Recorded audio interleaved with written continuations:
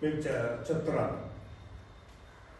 విధానపరమైనటువంటి నిర్ణయాలతో చర్చించడానికి మీరు సిద్ధంగా బయటకు వచ్చినట్టయితే ఏ విషయమైనా సరే ముందు శాసనసభకు రండి, వచ్చి చర్చించి, అసలు చర్చించకుండానే 11 నిమిషాలు, మీకు 11 వచ్చి వచ్చిందేమో, 11వ తారీఖు 11 మంది శాసనసభ్యులతోటి 11 నిమిషాలు శాసనసభలో మారిపోయారు. ఇదేంటో నాకు అర్థం కాదు. ఎందుకు పారిపోవాలి?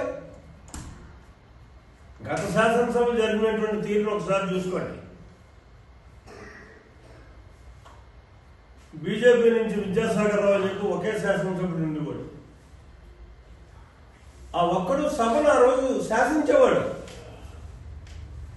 సబ్జెక్ట్ ఉంటే ఏదైనా మాట్లాడడానికి అవకాశం ఇస్తాను.